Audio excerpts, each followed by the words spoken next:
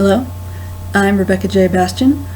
I am a wannabe author, as the slide said. I've not published anything as yet, but I do have this manuscript ready to go. It is a short non-fiction book about my crappy work experience at Crater Lake National Park. Before I go any further, I should probably explain why it says Arabella Dawn down here. This was my personal account that I've had for years, and recently when I tried to make a new account for my author channel, YouTube wouldn't let me.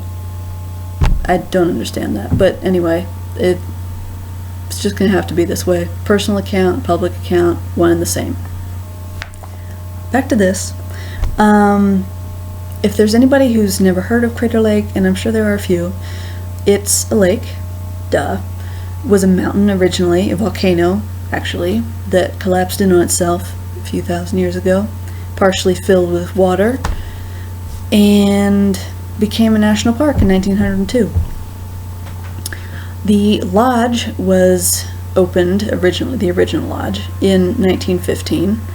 Then it went for quite a long time till it started showing its age, and in the early 90s they took it apart and reinforced it with steel beams, put all the stone back as it was pretty much, so it looks like the old lodge, but it's up to code and safer now.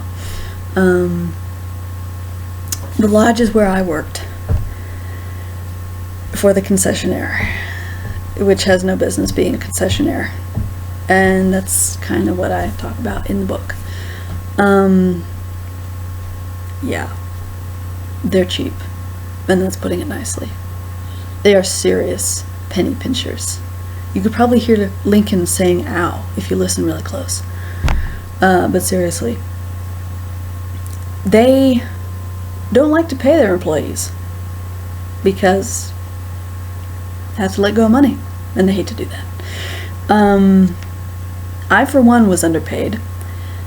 I was hired at a rate of $11.25 an hour. I was hired as a prep cook. You know, I was supposed to be cutting up carrots and whatnot, you know, whatever, keep the cook supplied.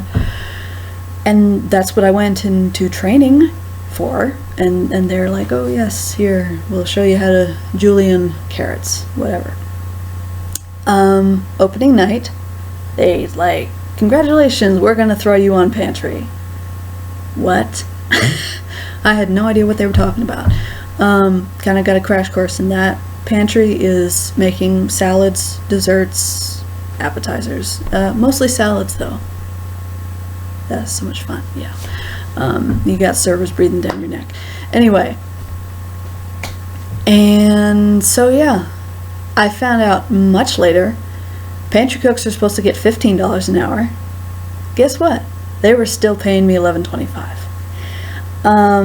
Yeah. Oh, and there was only one of me. There were supposed to be 2 pantry cooks. Just me. Yeah. I got to do the job of 2 people for the pay of less than 1. That was nice. Yeah. Oh, and did I mention I was working 6 days a week for an average of 12 hours a day? Yeah. Though that's not as bad as what at least one of my coworkers had to put up with. 15 to 18 hour days, 6, sometimes 7 days a week. I'm like, that's not right. And I tried to say that, and others who work in this industry are like, oh, well, that's just the way it is. Excuse me? And that makes it okay? That's just the way it is? Everybody else does that, so the hell with it. You know?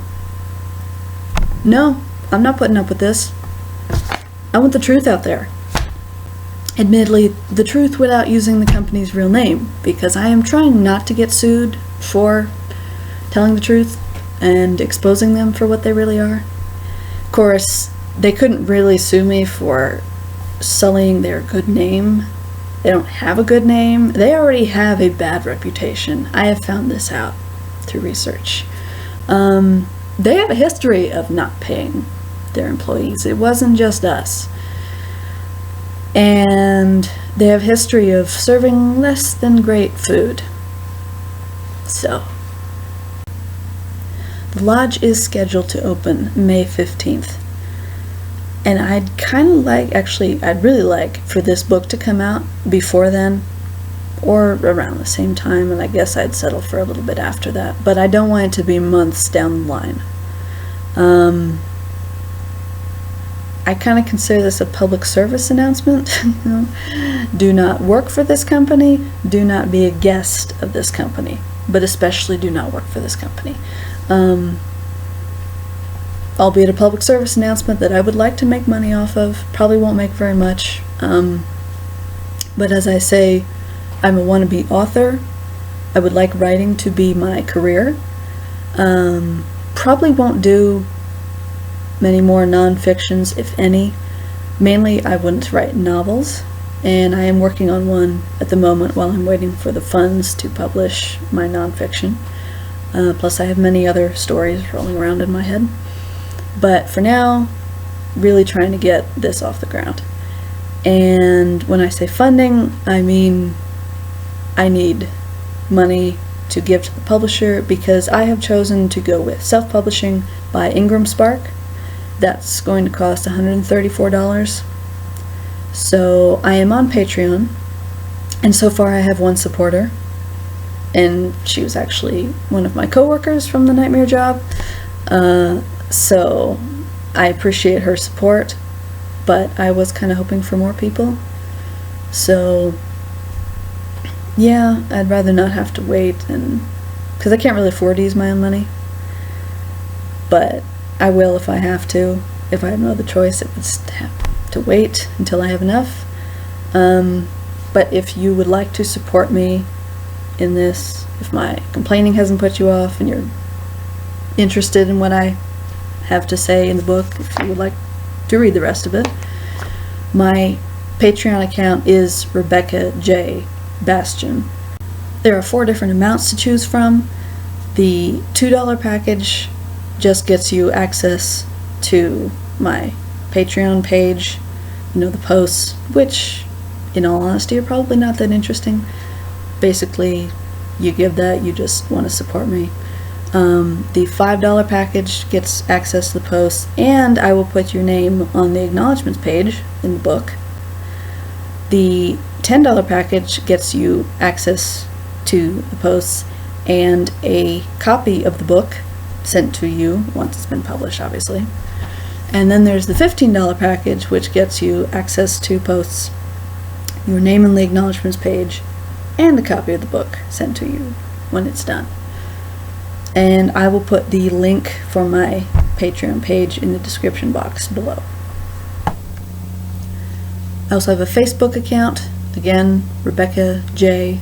Bastion, but I'll go ahead and put the link in the description box below, just to make it easier.